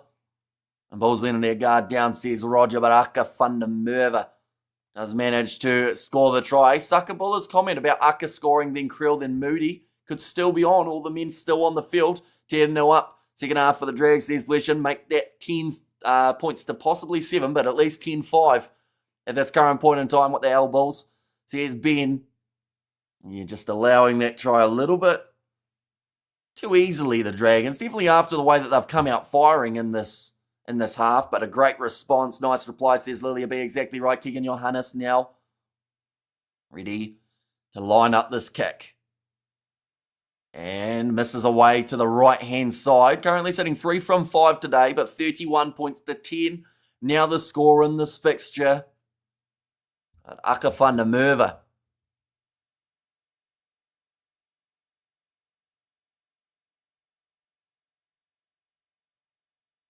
Did they just say his brother? Is Aka van der Merwe Duan van der Merwe's brother? I never knew that if that is the case. We're going to have to Google this. Is he actually his brother? Aka van der Merwe, brother. Yeah, Duan van der Merwe is brother. I never knew that. I guess they look very different, don't they? Aka looks like the hardened version of Duan van der Merwe, I guess you could say. I guess it's bro. Says Sakabula, and Bulls are furious. And when the Bulls are furious, they slaughter, says LFG, and Bulls wake up and smell the coffee. Says Ben.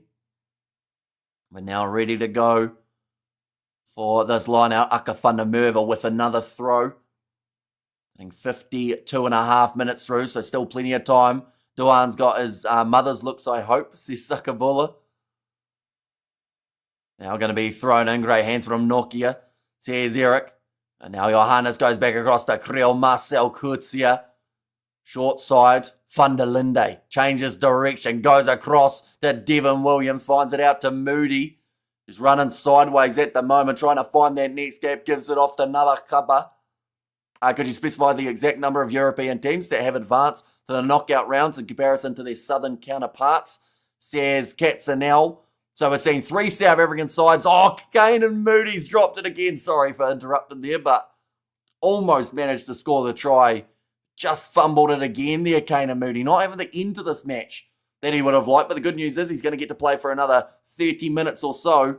Looks like he's limping a bit here too for Kane and Moody. You have to hope that they didn't make the wrong decision in terms of who they decided to take off the field.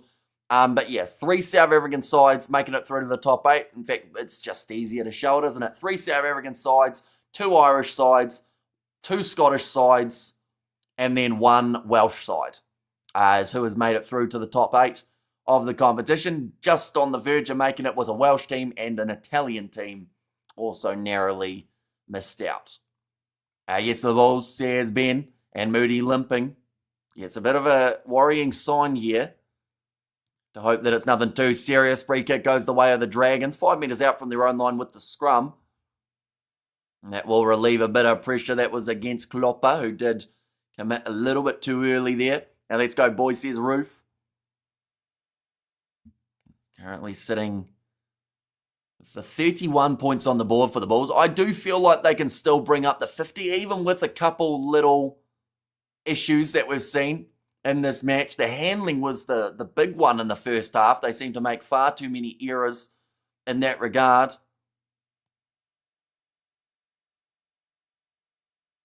But now, like they're saying, big crowd expected for the quarterfinals, where they will be taking on either Edinburgh or I think they can play up against... Oh, it was a bit loose there. And once again, Moody makes another mistake. Tried to go for the pass, but his teammate was in front of him and just kind of bumped it into him. They can also end up playing up against Munster, I believe, is another side that they could face. They are just showing the race to the 8. The way that it currently sits, though, it would be Bulls versus Edinburgh. But if Scarlets get themselves the win, Munster will go into that position to go up against the Bulls. But 2 of the South African sides will have home quarterfinals. Of course, Glasgow versus Leinster later on will also determine whether or not Glasgow can keep that spot as 3rd ranked, or whether it would be the Sharks who can get there. Honeycomb quiet this half, says Roof. Yeah, ever since that early penalty, it's as if he did get a little bit, I guess, nervous in the breakdowns, but then also ended up getting taken off on Marcel Kurtzia. That's another forward pass, this time coming from the Dragons. We have got there, as Roof here today, my favourite online crush apart from you, Hamish, but I don't dance backwards, says Robert. Which one would they rather face? Well, that's actually a very good question. And I don't really know. Looking through at the other results that they've had this year, in fact, it will be much quicker looking on the phone, I would say, to find the results. Munster did all right up against the Bulls, didn't they? The last time that they played. Scottish Partnership is back for Glasgow. Says Sean, is it true that because Ireland concentrate their players at Leinster, only one club shows strong? Bulk across 3 teams and they're all in the top 5. Says Jimbo, I mean, like Leinster, of course, have got a huge amount of top-class players. And go Bulls go, says Christelle. It's going to be the new advantage now in favour of the Bulls. Going short side, Funderlinde has got the man with him. Sergio Pedersen just runs straight through the Dragons' defence. Hardly had a finger laid on him and he will score another try. Sakabula said, great try. I think you saw that one before myself. 23 minutes left in this contest and the Bulls seem like now they're starting to find their rhythm once more to just keep on going on. So, in terms of who they'd rather play, it's out of the Scarlets or Munster. For the Bulls, it's been a long time since they've played either of them as well, I should mention.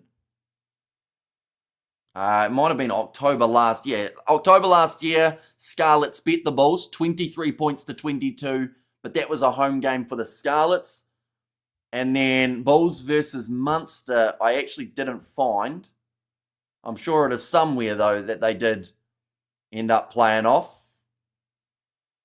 But couldn't find it straight off the get-go. Munster versus the Bulls. Bulls won away from home, 16 points to 13. Very crisp play. The back of a dominant scrum there, says Studs Rays. And Bulls Dynamite, says Outlaw. I don't know why Jake preferred to vet ahead of Bernard van der Linde. A Pretoria boy, says Eric. And how many tries, guys? At the moment, they are sitting with the 6 tries here for the Bulls. Now, big fend from Marcel Kurtzia. They are inside of the 22. Take Moody off. They now can't. They made all their switches. So he will have to play the rest of this contest, even with a bit of a limp. Do you have any updates on the SA Cup, if possible? I do not, but I'm hoping that one of the viewers, now that we've mentioned it, will be able to let us know what's happening in the SA Cup. I know that a few of the games were quite crucial, was it last week, in terms of the overall outcome of what's coming next for the sides. Dragons player went down hard, says Sakabula. It does look like the number 17 in this one, Jamie Hughes. And be interested what Munster will be like with the Chiefs coach coming, says Sean. We see it there, yeah, just sat down there, Hughes, and then landed on as well. A bit of a knock to the shoulder, I believe it would have been. Now 21 minutes left. Clock seems like it's going a lot slower second half, and I think that is because these two sides are kind of equaling each other out that little bit more.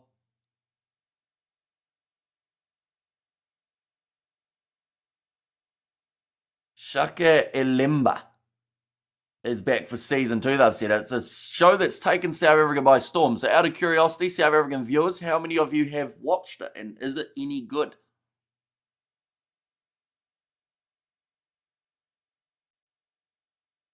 But now, going to be knocking it into the left-hand side here for the Dragons. Kicked high and beautifully taken by Hugh Anderson. Had the man on the outside, but couldn't quite link up as Kane and Moody was also blocking that pass. Go the Bulls, go, says Gerhard. Loose ball picked up and a lot of pressure on Ben Carter into the breakdown there. And again, they get themselves the steal. I never heard of it. Watch the original Shaka though, says Sakabula. The turnover and the breakdown. I think that's the first one that the Bulls have had for a little while. Hardest Puna Spet Boland, says Eric.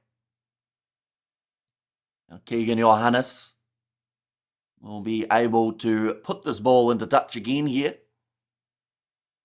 Or at least should be able to. Of course, nothing's a guarantee, but that one has gone out.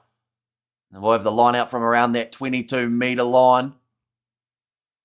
Johan Robela, actually the man who's only just made his way onto the field, is the one who does get that steal. A 7-man line out. I would say that for the Bulls, this is to try and lure in a few more defenders and shift this one out wide if they want to. Give Sergio Peterson the chance at the hat-trick. But Rodri Williams, he will be taken from the field now for the Dragons. They've decided to make that change and give a quarter of the game to Shea Hope. And Bulls, yes, now clean the field. Says Ben. Now ball thrown in, nicely taken by Johan Robelaar, or from Johan Robelaar's throw. Now Van der Linde goes to Kane and Moody, dragged down 12 metres out from the line. Van der Linde shifts it back right to Marcel Coetzee. Another penalty advantage going against the Dragons here. They've actually done quite well to not have a man in the bin after 61 minutes. Definitely with the amount of penalties that have gone against the Matanzima pick and go. Around the side, it looks like they are going to attempt it again. Offside Dragons was the call there from the referee again, so they have to be very careful in the next few moments. Now back across to Marcel Coetzee. Tackle made on him. Still under the penalty advantage. 5 metres out and 7 phases in here for the Bulls. Van der Linde looks for the skip pass now to left-hand side. Stedman Hans with some nice quick hands. Keegan Johannes, perfect stepping. Goes out to Sergio Peterson, who slides over for the hat-trick. It may not have been as clean as I said, but eventually after the line out, they managed to get it out to him. And the try is scored by Sergio Peterson. 12 career tries. A mythical flame can't survive a stampeding reality check, says Katzenell.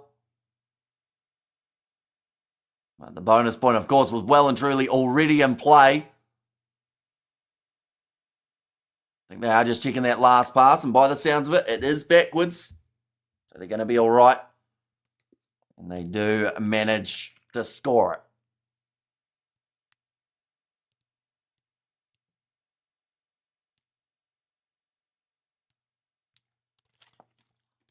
Another great pass. Bulls skills, execution going well.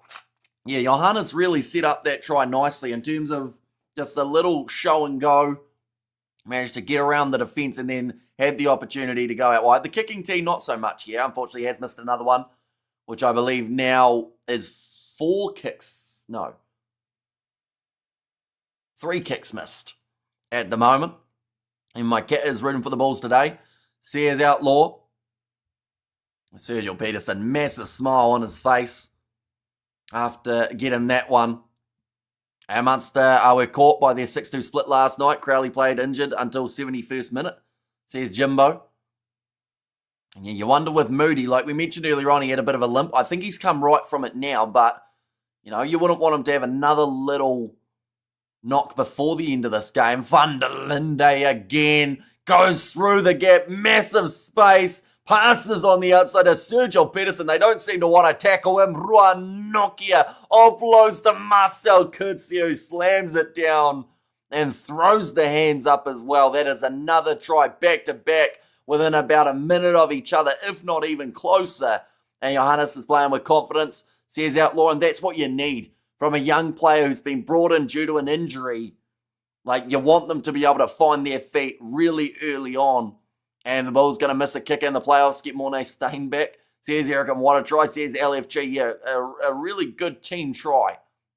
Van der Linde started it all with finding a gap, put the ball on the outside to Sergio Peterson, and then cut back in, flick pass from Van der Linde, then Nokia shoveled it on.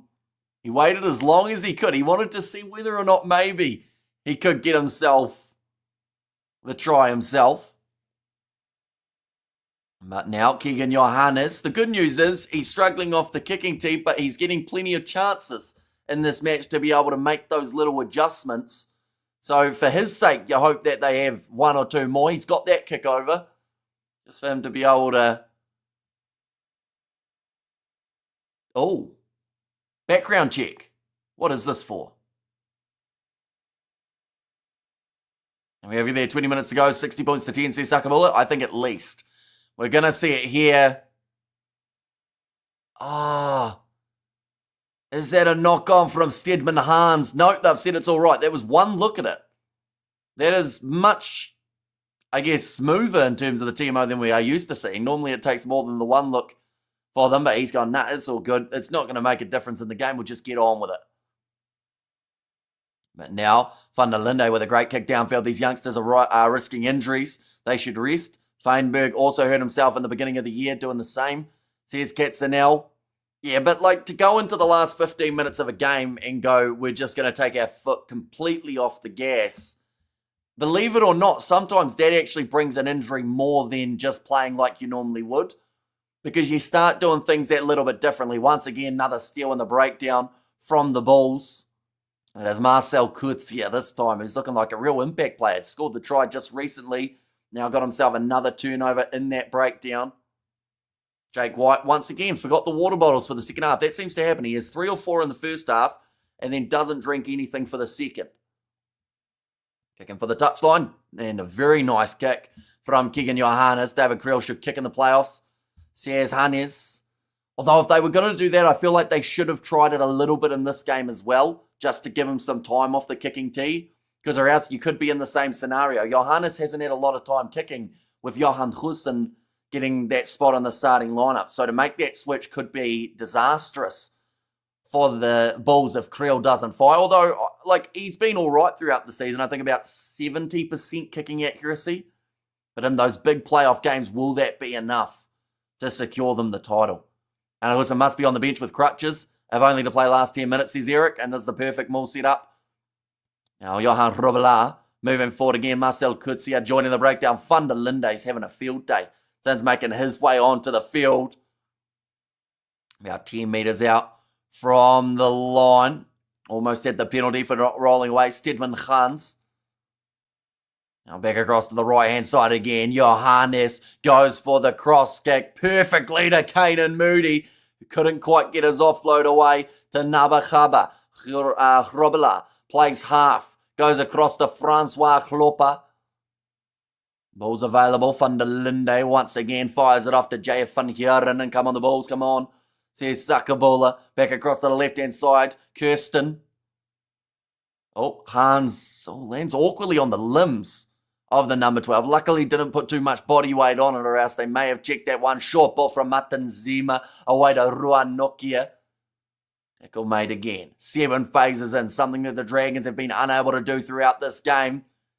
Has reached more than 5. And Hamish talking about people forgetting water bottles. Says Gatzenell, yeah, no, I've got mine this time though. Had to make sure that I brought it. And I think it just taught me how much I need it now compared to like the live streams we used to do. Now firing the ball back for the Bulls into the pocket. Finds the run through of Devin Williams. Picks the gap. And after 12 phases, the Bulls get themselves another one. This is getting really bad for the Dragons now. It is. And it always was going to. But I mentioned about it. Getting the 10 points. Like, that still for me looks a lot better than the 0 that they had going into the second half. They scored 2 tries in a row, which has made this not so much a competitive score, not so much a nice looking score, but at least it looks better than having 0 on the board for the Dragons. I think there's probably still another 1 or 2 tries remaining for the Bulls in this match. Marcel Kurtzia wants to show Rassi he made a mistake. says Albert. And 70, come on, says LFG. And Bulls making chaos now, says Gerhard. Yeah, they just keep on running through the gaps. And Devin Williams, the try scorer there. Johannes has missed that one away to the side. There's now 4 misses for that man across his 9 attempts. And that is how many times the Bulls have scored in this contest. And the Bulls making chaos now, says Gerhard in there too. But a lot of the guys off the bench, it was mentioned earlier on, someone said that they wanted to see 2 tries at least from the players who make their way off the bench. So far we have seen the try from Marcel Kutsia. We've seen the try from Devin Williams. And Van der Linde set up a couple. So, yeah, it's not looking too bad. You don't sub a young fly half for kicking. If you don't need kicks to win, says Albert. Now, ready to kick this one off. Moody not his best today, says Sakabula. Oh, and that one is going to be a great kickoff from the Dragons. Bounces into touch. Moody just left it alone. I eat KFC tonight, says Gerhard. Be all right, wouldn't it? We're currently sitting 2:36 a.m. here in New Zealand, so it's quite a while before we get our dinner here. Now, line out throw here for Johan Ravela. Thrown in. And it was taken by JF van Heeren, Marcel Kutsia. Moving to about 15 metres out from the line. Devin Williams, in fact this time it is Keegan Johannes back in the pocket, kicks it towards the sideline. Back across to the right hand side again, attack and run forward from the Dragons, sitting around the halfway line. Did Marcel have 2 shots at being a Springbok already? There is always great at international or at URC, not on international level, says 9HD. Yeah, I think he's been in the environment, like you said, twice, or has he been in a couple alignment camps outside of getting selected? That's going to be a knock on from Caden Moody in the breakdown. Just lost it forward here, Moody. He's had, I think, 4 errors in terms of handling this match. He's had at least 1 penalty against him. One of the guys that you'd expect to have a much better performance here has been very much so struggling, almost 11. How far back is South Africa? Says Katzenau. So in South Africa at the moment it is 4:37 p.m. And that is on Saturday. Just had to have a little bit of a think about that, but worked it out in the end. Nice, nice Bulls, says Ben there. And yes, Bulls score more, says Ben. Looks like another change has been made here. It is Latu has made his way on, and Bulls might pull off a marginal win, says ARC. Scrums won so far. The Dragons have won 7. Bulls have won 5, but I think there's been quite a few penalties against the Dragons at scrum time, so around 6 hours back from me, says Gatsanel. And handling errors like this in the playoffs will cost the Bulls, says Christopher. Now bag scrum, but it comes out the back for Aaron Wainwright, who spent more time running sideways off the back of the scrums than forward. That is due to the pressure that we're seeing from this Bulls side. 8.5 minutes remaining. One of the first runs I think we've seen in this game is Shane Lewis-Hughes. He actually didn't do too badly in the last contest up against the Stormers. This game has been pretty non-existent. Just about time to start the Bry Fire, says Gerhard. Now kicking this one downfield. Kane and Moody off his left boot. Doesn't get the cleanest strike, but did still have the same result. Moody having a bad game like Sergio Peterson against Leinster a few games ago, says Rion. And Sup says try time down under welcome in Amelia. Now counter ruck coming here for the Dragons, and they've managed to get themselves a steal very close to the sideline, on the verge of getting wrestled out, but the ball is still in the field of play. Pick and go from Lewis Hughes. And so much I notice obstructional activities in rugby these days, says ARC. Geez, how much sleepy time for me? Says Sudray and Good Balls bench, score more. Says Ben, now the step coming from the Dragons bench. Another cover though, he's had a good game. Coming back into the starting lineup. Kutsi off the benches, look strong. They've got many great options in the 6th jersey at the moment. Now, going back across to the left-hand side. Another good driving shot coming in on the Dragons by Klopper. I think 3 likes with over 300 watching. Come on, people. Amish is doing the graveyard shift, says Christopher. We are going to be doing the even later game too, taking place in around 2 hours 50 minutes time is when that Sharks versus Scarlets game will be starting. We are missing the Lions versus Ospreys match. I'm going to be having that little break in between and just watching that game. But yeah, it will be an interesting one to see that Sharks match, as both sides can gain from winning in that contest. The Scarlets can move up to 6th. The Sharks can move up to 3rd and keep their spot in that 3rd place. Now kick to the corner for the Dragons. Had a few very nice kicks downfield in terms of finding touch. This one about 7 metres out from the line. South Africa team's the best. Says Julian Moses and 55 already for the Blues. Says Sakabula, and let's do some more tries, I think that is from Ben. Now ready for the line out here. 6 minutes left. For the Dragons to have another try would be pretty massive for them. Scoring 3 times up against this Bulls defence. I mean, you could call it a mini victory, but they have still really been struggling throughout this matchup. Marcel played better than Rus, who can only play 8. Marcel, like Marco, and Honeycomb can play 6, 7, and 8. Says Eric, looks like the rolling maul going to be attempted here by the Dragons. Slowly making a couple metres here, breaking away over the line, and the try for the Dragons, their 3rd of the match now. And No Man Bull says, Sakabula, since your number 1 purple pill, UT shows, are you in an altered reality? But the Dragons managing to score it. They need one more try to at least walk away from this game with some form of point, which would be for scoring 4 tries. Something that not a lot of sides have actually been able to do up against the Bulls in recent times, with their defence being as strong as it has been. And then just getting that momentum moving for the Dragons. 5 minutes on the clock. Missed kick again, sitting 0 from 3 today off the kicking tee for Lloyd Evans. At least people can do as like. Thanks, give you lads. Says ARC. Any Bulls reached 50 plus points. Needed 5 points. Says Blues Nate. And there as well. Right, referee calling them on. Tell them to hurry up here. Our losers always score at the end, says Outlaw. They do, but sometimes they don't get enough to be able to get themselves a bonus point try. And it has been the trend, unfortunately, for the Bulls. Their last few games, they concede late tries. A lot of their games at the moment, they've been in positions where they can't go on to lose the game. But, you know, in those playoffs, imagine they're only, let's say, 7 points up and they concede late tries. That could be the difference between a URC title and going home. But now, 4 minutes remaining. And yes, Bulls, let's score, says Ben. They are just saying the venues have already been confirmed for Loftus and the Bulls. I should also mention that it has been confirmed when they are playing in terms of the exact time. One moment, I'll quickly get that up because I actually have it somewhere here. We've got a lot of things over the last couple days, so we've got to find it. There it is. And now, running it forward was Kane and Moody. Here we go, ladies and gents. So the Bulls, they are going to be playing the early game.